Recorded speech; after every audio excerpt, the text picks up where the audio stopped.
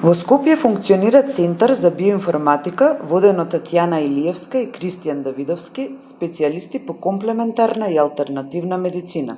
Биоинформатика е наука што се бави со проучување на човечки програмски биолошки јазици, кои што во применетата биоинформатика се користат за постигнување на така наречена одредена цел, а тоа е излекување, нели, наместо користење на хемиска супстанца.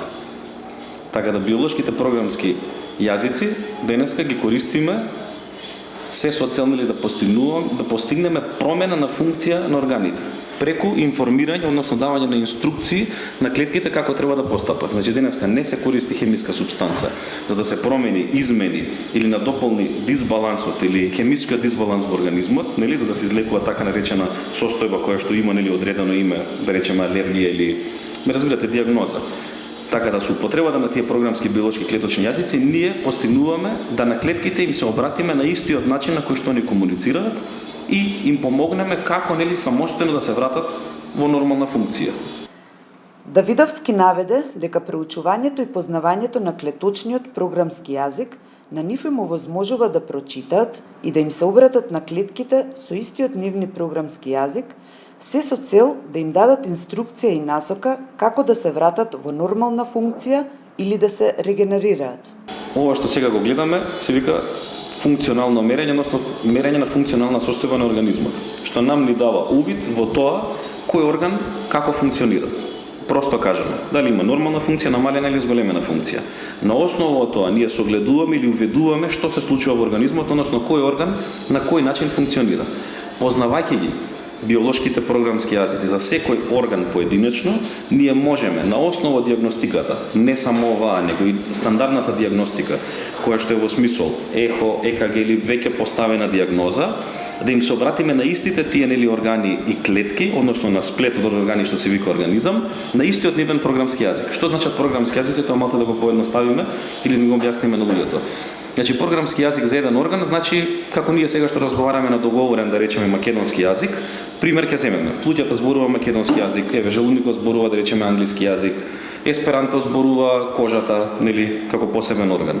Сега, на основа од сето тоа, познавајќи ги сите тие специфични програмски јазици и на основа од дијагностиката, ние можеме да направиме спој или сублимат, што подразбира тоа, односно лекување. Значи можеме тие програмски јазици кои што се потребни за да му кажеме на организмот, односно на желудникот кој што е во намалена функција како да се врати, да ги запишеме во еден вид на носач, кој што е ова обична плочка направена од металот калај, во чија што кристална структура е запишена таа информација или тој програмски јазик, со кој што помош, нели, ние ќе му кажеме на желудникот како да се врати во нормала. Принципот на кој што функционира нашиот организам е во основа искористен за да се направи денеска компјутер или мобилниот телефон што го користиме. Што сакам да кажам? За да функционира еден мобилен телефон или еден лаптоп или еден компјутер се потребни, за да ги разделиме да биде поедноставно и полесно сватливо, ќе го мора да го разделиме на три сегменти. Мора да има софтвер, односно мора да има енергија и мора да има хардвер.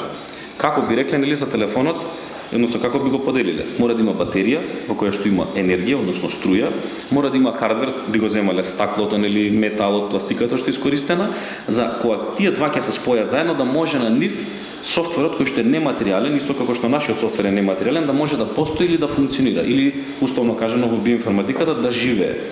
Така да тоа е тоа што треба да се каже и да се нагласи, дека човечкото тело не треба да се гледа само од аспект на хемиска субстанца, туку мора да се земат во предвид и енергетиката, така го допираме физичкото тело. Тоа што го чувствуваме како топлина, не можеме да кажеме дека е, нели, материја. Мора да потврдиме дека е енергија, така не се мери во грами, во милиграми, него мора да има некаква топлотна мерна скала. Така зборам ако го чувствуваме ние како топлина, но не завршува тука. Оди понатака, а за тоа ние немаме природен рецептор, тоа се вика информација, односно меѓуклеточна комуникација. Сега, користејќи меѓуклеточната комуникација, денеска може да се каже дека биоинформатиката има и друга страна што се вика примената биоинформатика, која што се користи за лекување.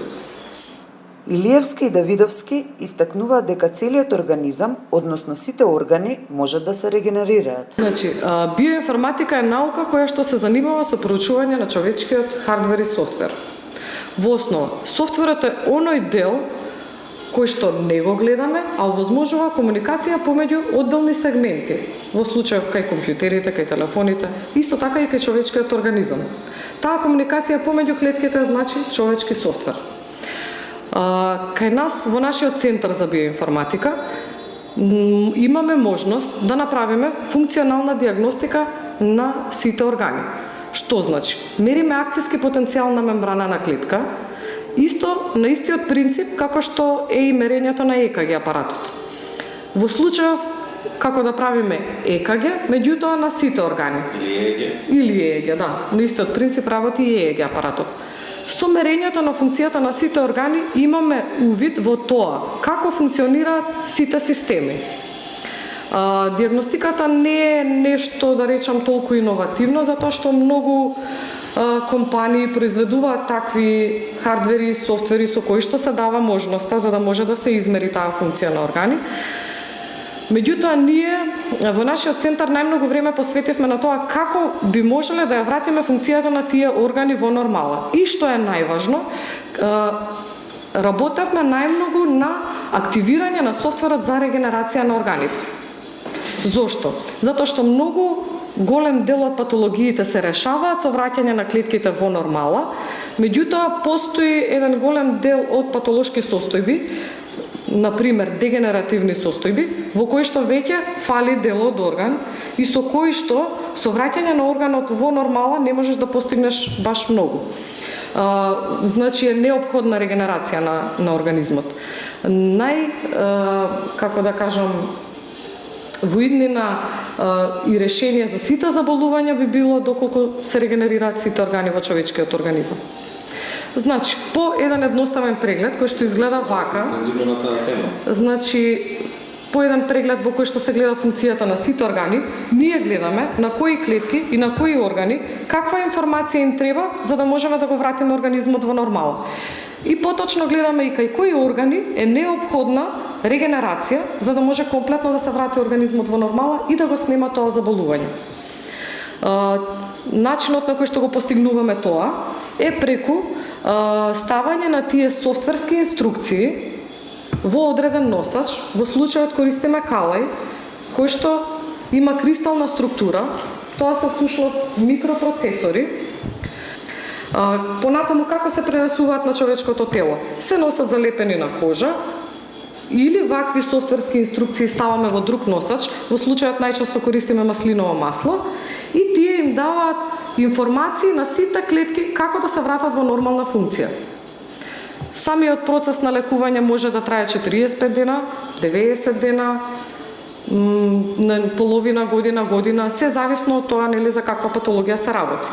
На основа од нашите досегашни сознанија, труд, постигнати резултати, веќе дојдовме во стадиум и во фаза каде што направивме готови биоинформатички решенија за кои што не ни е потребна претходна диагностика и веќе им даваат инструкција на клетките со одреден проблем како да се вратат во нормална функција. Например, имаме комплетно решение за алергија, што во денешницата е апсолутно многу актуелен проблем. Може да кажам дека можеби 50% од популацијата има алергија. Од досегашните искуства, тие имаат направено и готови биоинформатички терапии за над 30 заболувања, меѓу кои и гастрит, воспаление и болки на рбет, гонартроза, висок крвен притисок, несоница, биоинформатички комплекс за регенерација на нервен систем, повреди на екстремитети, алергија, хемороиди. По извршената диагностика гледаме точно какви информации им се потребни на клетките за да можеме да ги вратиме во нормална состојба и исто така да имаме можност да го активираме софтверот за регенерација со која што одредени органи каде што гледаме дека веќе постои посериозен проблем би можеле да ги вратиме и да ги регенерираме во првобитната состојба пред да настане проблемот. Сите тие информации ги пренесуваме од нашиот хардвер и софтвер преку соодветен носач. Во случајот како носач користиме калај, во неговата кристална решетка се ставаат соодветни софтверски инструкции. Овие плочки калај се всушност микропроцесори кои што додека се носат на кожа им даваат информации на сите органи како да функционираат. Терапијата трае 45 дена, во целиот тој период организмот веќе почнува да функционира по тие инструкции како што им кажуваме дека е нивната нормална функција и соодветно на тоа, нели, поради тоа го снемува заболувањето. Нашата поента на лекувањето е сушност да се врати организмот во нормална функција и поради тоа да ги снема сите симптоми кои што ги има пациентот во текот на некое заболување. Центарот за биоинформатика во Скопје е еден од малобројните кои функционираат во светот, а нашите граѓани ја имаат можноста токму тука да се лекуваат и да ги уживаат сите можности кои ги нуди.